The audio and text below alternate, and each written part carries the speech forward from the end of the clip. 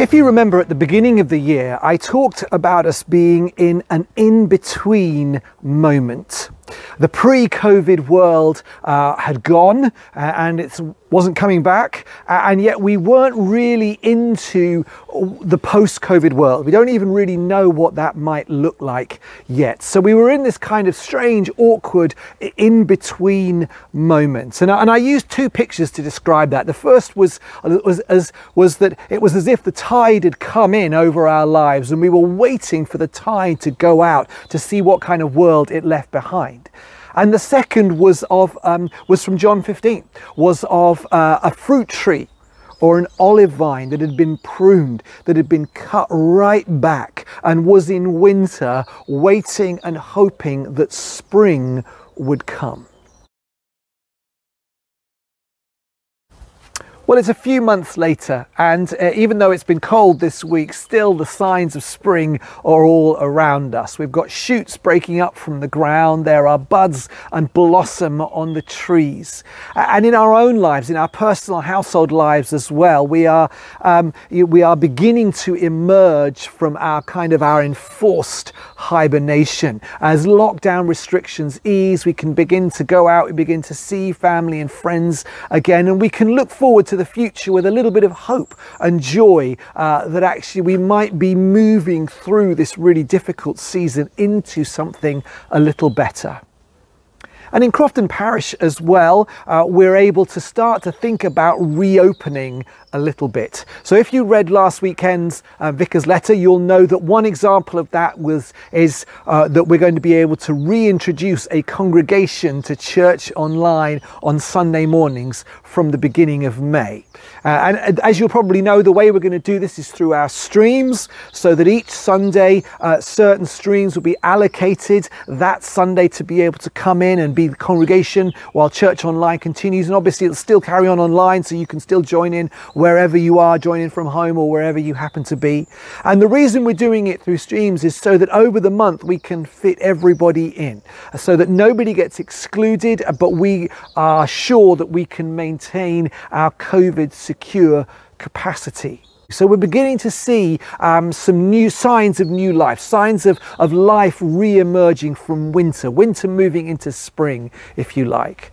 But I need to kind of make a couple of points, raise a couple of things with you at this point, so that as we look forward, we have a kind of clear set of expectations about what happens next. And let's take Jesus' image from the vine, shall we? He says that the branches in the vine get pruned so that there can be new growth. And when that new growth starts to emerge from the vine, what doesn't happen is that the old branches get picked back up and glued back on to the vine. That doesn't work. That never works. And yet it'll be very easy for us to expect that our lives going forward are going to be very similar to what they were before, or that our parish going forward is going to be very similar to what it was before. Aren't we just going to pick up the branches and stick them back on? Well, actually, no, we're not, because that doesn't work. And that's not the way that Jesus works, and that's not the way that he teaches us how to live in John chapter 15. So we're going to have to let new things emerge. Some of those new things will be pretty much the same as they were before, but some of them will be quite different. So I need to be honest with you at this point and say that as we look through the rest of this year, not everything that was part of Crofton Parish pre-COVID will be part of Crofton Parish post-COVID. Some things won't restart. Some groups and services. Some things will restart, but just not yet. Churches continue to be quite complex environments under the COVID restrictions. So while we still have social distancing and masks, and while we're not allowed to do public singing, and we're not allowed to do those kind of close interpersonal things that are so much part of a church's life, then some things simply won't restart yet until we can do more of that.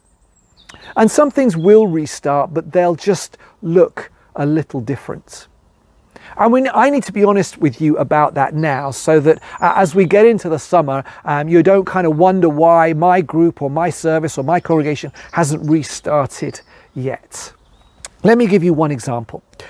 So the Wednesday morning cafe group will not be restarting after COVID, even when all restrictions have gone. That group has come to the end of its life. It's a wonderful group. It's a group mostly for those who are a little bit older, and it's been staffed by a wonderful volunteer team for many years. But the volunteer team came in to the office earlier in the year and they said, actually, we think it's time for us to stop. And I completely respect their decision to do that. So the Wednesday morning cafe will be one of the things that won't be restarting. If you're interested in the Wednesday morning cafe, do you know that group's been running for over 40 years, and yet it started as a group for mums with kids. As a young mums and babies group, and over the years it's kind of grown and aged as its members have as well, and so now it comes to the right time that it comes to the end of its life. But we can let that group go with confidence, because we know that on the other hand, many of our new young at heart groups, activities and events will be restarting, and indeed have managed to keep going through the pandemic. So we've got a whole new range of groups and services and gatherings for those who are a little bit older, like a new branch that's growing out in Crofton Parish that we can have confidence in. So we can let something that's been a very important part of our community for a long time but has come to the end of its life, we can let that go, because we see that the Lord is growing something new. The second point I just want to make with you this morning is that at this stage, everything is going to feel very tender and very vulnerable. If you've got plants growing in your garden, or if you're lucky enough to have a fruit tree, you will see that the new growth that's coming up from the ground or that's coming out of the branches, the buds and the shoots, they're very small, they're very tender, they're very vulnerable. And I expect that many of us over the next few months are going to feel a little bit like that as we begin to emerge from lockdown, as we begin to start to see people. Shops will reopen on Monday, we'll start to go out a little bit more. I suspect while some of us will be raring to get back to life as we knew it, quite others of us will feel quite anxious, and we will begin to recognize that actually we're not quite as okay as we thought we were. I think very often, most of us, when we go through adversity, when we go through difficulty, we kind of put our head down and we kind of concentrate on getting through it. And it's only on the other side, once we're through it, that we kind of stop and take a breath and realize how difficult it's been, and we've kind of stored up some of the consequences of what we've been through in our body, in our habits, in our homes. And we need the opportunity to take some time for recovery, to kind of to recover from what we've been through. So over the next couple of months, particularly in May and June, I want us to make recovery one of the major themes in our life together. That's going to kick off next week, actually. Over the next couple of weeks, we're going to do our annual series on well-being, Be Well 2021, where we will think about issues of recovery. We will think about how to get the help that we need. But through May and June, in all of our groups and our gatherings, I'm going to ask all of us to think about the theme of recovery. We've got some excellent resources from some other external organizations that we're going to make available to you. Some are for adults, some are for households, some are for kids that we want you to use in your streams and your other groups. And of course, recovery doesn't fit into a box. It doesn't kind of go, oh, well, I've done my recovery in May and June, I'm fine now. But by making such an important point of it, I want to give us all permission to take care of ourselves over the next few months, so that in the long term we can take care of others. That's why self-care is so important. It's not just so that we can kind of pat ourselves on the back and feel okay about everything. It's that we can take care of ourselves so that we are well enough and okay enough to be able to take care of others.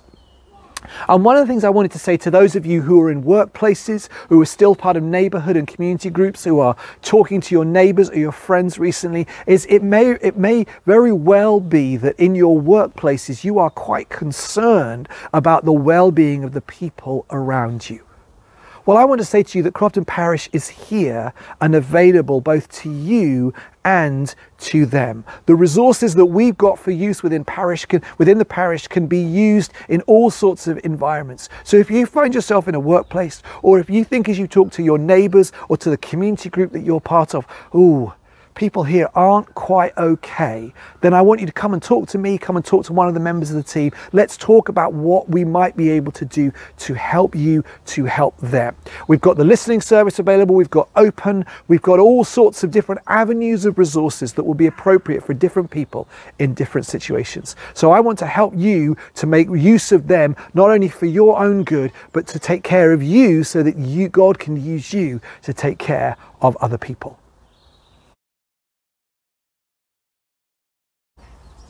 I want to leave you with a final thought from John 15 this morning, which I think is shaping my thinking about the weeks and the months ahead. And it's this. I think the priority on us is to think like the gardener, not to think like a branch.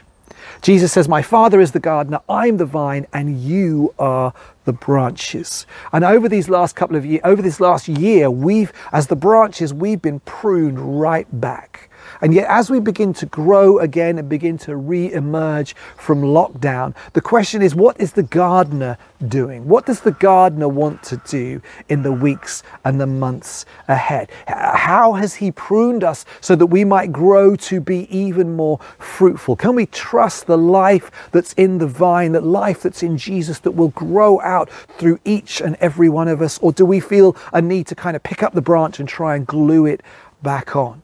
So for all of us, whether in the church more widely, but also in our own lives, our own households, or our workplaces, my encouragement to you is to think like the gardener, not like the branch, to say, how do I tend to my own resources and tend to those people around me so that we might grow out of this from winter into spring, into summer, that we might grow, as Jesus promised, to be even more fruitful.